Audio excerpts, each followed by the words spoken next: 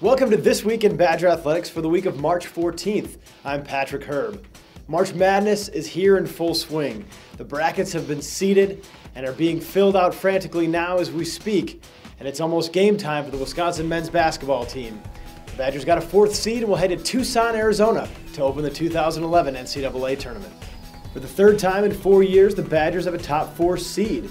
This time they'll face 13th seeded Belmont in the 2nd round of the tournament Thursday at the McHale Center in Tucson. The Badgers are making their 13th straight NCAA appearance, while the Bruins are dancing for the 4th time in 6 years after claiming the Atlantic Sun tournament title.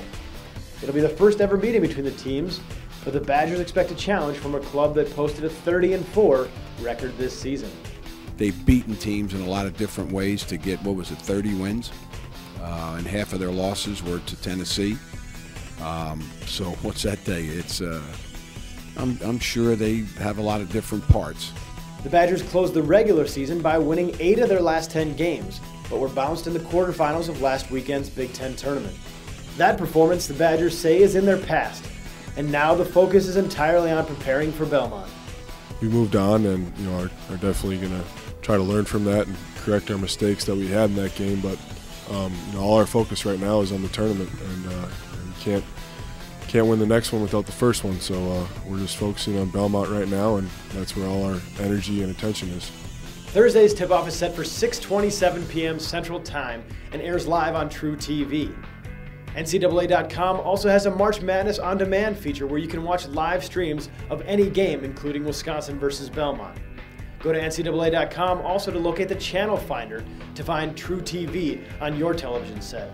As always, UWBadgers.com's Tournament Central page will have live updates with the team from Tucson. Women's hockey is already a third of the way through its journey to a 4th NCAA championship as the Badgers scored a 2-1 win over Minnesota Duluth on their home ice Saturday to advance to the Frozen Four. The top-seeded Badgers open play in Erie, Pennsylvania with a semifinal matchup against number 4 seed Boston College on Friday. My 4 shots here at the NCAA tournament, we faced Duluth in every one of them. 2 of them, in the national championship game, 1 in the semifinals, and 1 here in the quarterfinals. They're obviously a strong program, and we got a great rivalry with them here in the WCHA. I think that's what makes our league so great. So it's obviously great to get them out of the way right now. I'm excited that we're moving on, and we just get ready for our next opponent on Friday.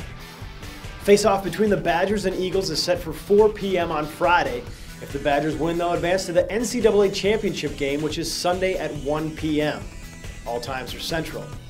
You can catch all 3 of the games at the Frozen Four on NCAA.com.